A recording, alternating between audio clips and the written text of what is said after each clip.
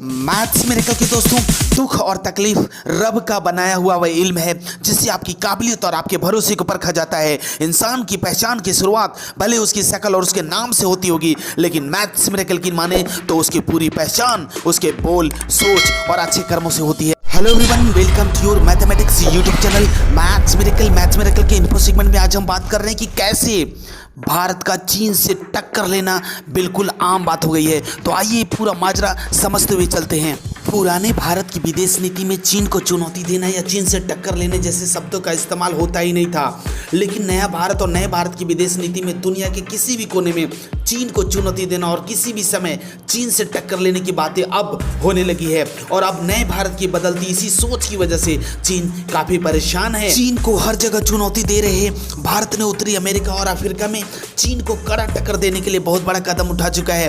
दरअसल middle east एशियाई देशों से कच्चे तेल का निर्यात करने वाले भारत में बड़े पैमाने पर अफ्रीका और उत्तरी अमेरिकी देशों से कच्चे तेल का निर्यात करने का फैसला किया है और भारत के इसी फैसले से चीन काफी परेशान हुआ है। इतना ही नहीं, भारत के इस फैसले को चीन के जानकार सीधे तौर पे चीन के व्यापार के लिए चुनौती बता रहे हैं। चीन के जानकारों को यह डर है कि मिडिल ईस्ट एशिया में चीन के प्रभाव को कम करने के बाद भारत और अफ्रीका और उत्तरी अमेरिका के देशों में चीन का प्रभाव कम करने का प्रयास किया जा रहा है। वैसे चीन भले ही भारत के ऐसे फैसलों को अपने लिए चुनौती समझे, लेकिन भारत का कहना है कि उत्तरी अमेरिका और पश्चिमी अफ्रीका और साथ ही साथ अमेरिका के शेल क्षेत्रों से आने वाले गैसों में अत्यधिक मात्रा में एलपीजी और गैसोलीन का उत्पादन होता है। इसलिए भारत ने जब अफ्रीका और उत्तरी अमेरिकी देशों से कच्चे तेल के निर्यात को बढ़ाने का फैसला किया है, तब भारत के इसी फैसले को चीन अपने लिए खतरा मान बैठा है। तो मैथ्स मिरेकल के दोस्तों, आपको यहाँ यह बात बताना बहुत जरूरी है कि चीन को ऐसा लगने लगा है कि भारत कच्चे तेल के निर्यात की आड़ में चीन के